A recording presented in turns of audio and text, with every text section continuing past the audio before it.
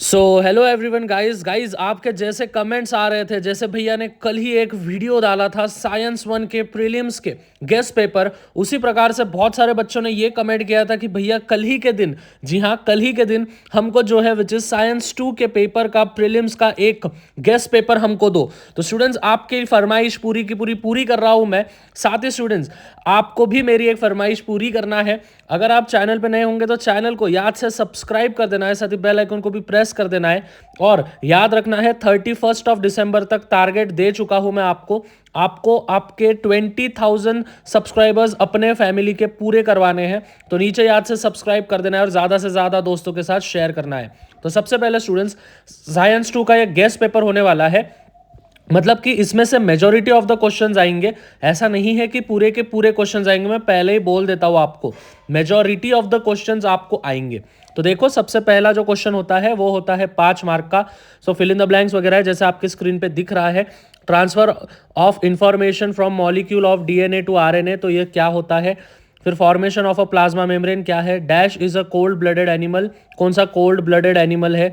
फिर bacteria that are in use to clear oil spills are. फिर transgenic raw potatoes वगैरह वगैरह ये सभी चीज़ें। क्वेश्चन नंबर 1 बी पे हम जाएंगे, वो भी 5 मार्क का होता है, जिसमें आपको को रिलेशंस पूछे जाते हैं, ट्रू और फॉल्स पूछे जाते हैं, नेम द फॉलोइंग पूछे जाते हैं, डायग्राम्स को लेबलिंग करना पूछा जाता है, और साथ ही ऑड मैन आउट भी आपको पूछा जाता है। तो पहला जो दिया है को रिलेशन, पेरिपेटस कनेक्टिंग लिंक होता है, अपेंडिक्स ये वेस्टिजियल ऑर्गन्स होता है, हम सभी को पता है।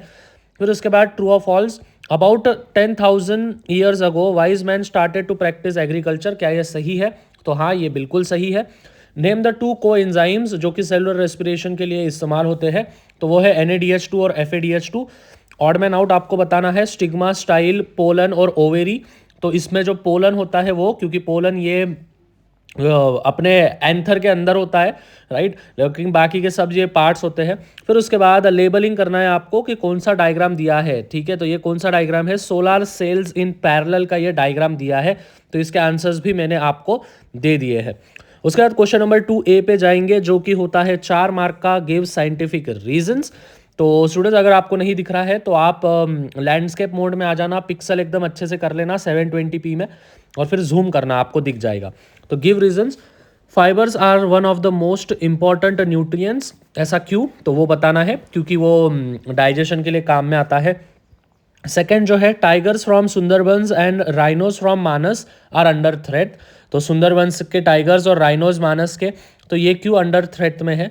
The leech is use as an Ayurvedic system of treatment, मतलब कि जो लीच जो होता है वो एज अ आयुर्वेदिक सिस्टम होता है फॉर ट्रीटमेंट। तो ये आपको पूछा जा सकता है।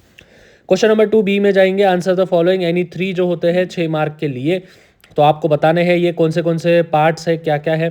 फिर उसके बाद डिफरेंस बिटवीन एरोबिक और अनएरोबिक रेस्पिरेशन के बारे में 2 पॉइंट्स आपको लिखने हैं। थर्ड जो है जाधव मोलाई पयांग, ठीक है, इनसे बहुत सारी चीज़ें सीखनी जैसी है। इन्होंने कहा था कि अगर इंसान की इच्छा होगी तो वो पूरा की पूरा जंगल बना सकता है।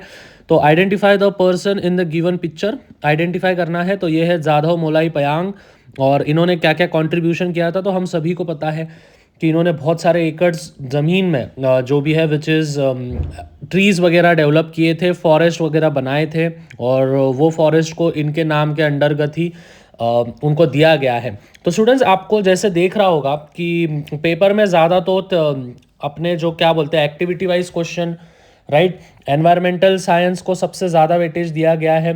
7 मार्क का वेटेज है, मैंने वेटेज पे भी वीडियो बना दिया है। तो वेटेज के अनुसार आपको जाना है, जिस प्रकार से आपको फिर एक ओवरथ्रू मिल जाता है कि कौन से इसमें से क्वेश्चन आ सकता है, ठीक है। तो ये चीज़ें ध्यान में रखना है जादव मोलाई पयांग का। फिर उसके बाद observe the figure and answer the question, observe करना है फिगर को और आंसर करना है। कौन सा बैक्टीरियम है और उसका नाम आपको बताना है। फंक्शन कौन सा है वो बताना है।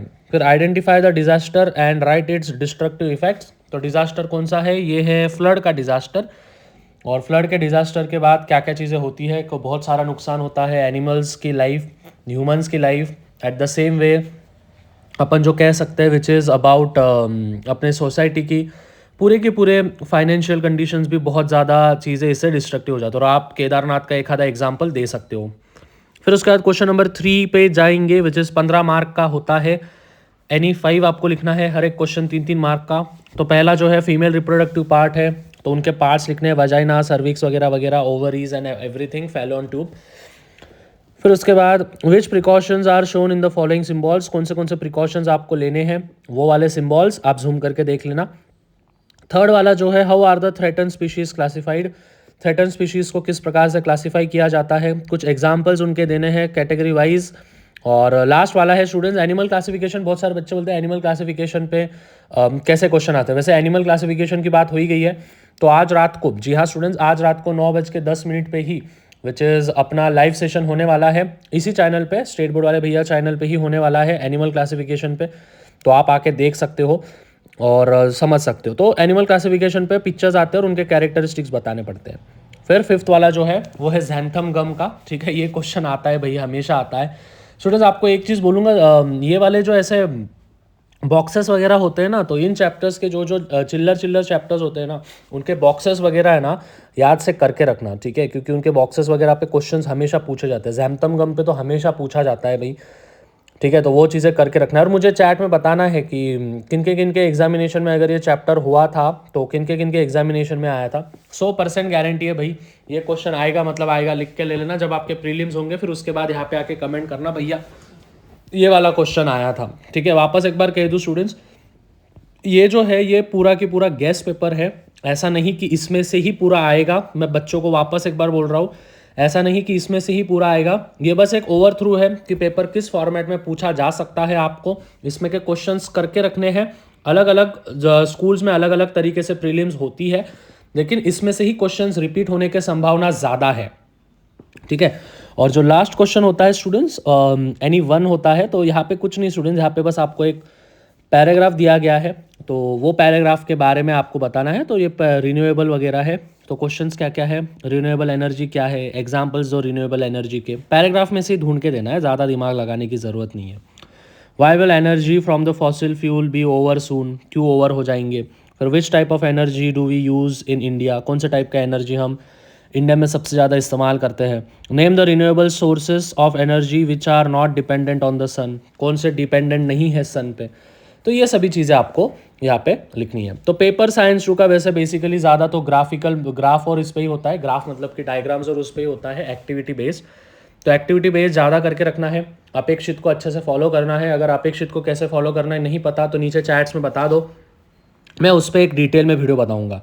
साथ ही स्टूडेंट ज़्यादा से ज़्यादा आपके स्कूल के ग्रुप में, आपके फ्रेंड्स के ग्रुप में, आपके राहुल नेहा के ग्रुप में ज़्यादा से ज़्यादा इस वीडियो को शेयर करो, अपने दोस्तों की हेल्प करो। आप आपके दोस्तों की हेल्प करोगे तो एट द एंड मेरी भी हेल्प हो जाएगी, तो एक तीर से दो निशान हो जाएंगे। तो स्टूडेंट्स वेट किस बात का है, और याद रखना है 31 दिसंबर तक अपने 20,000 सब्सक्राइबर्स हो जाने चाहिए। तो सब्सक्राइब करो, बेल आइकन को प्रेस करो।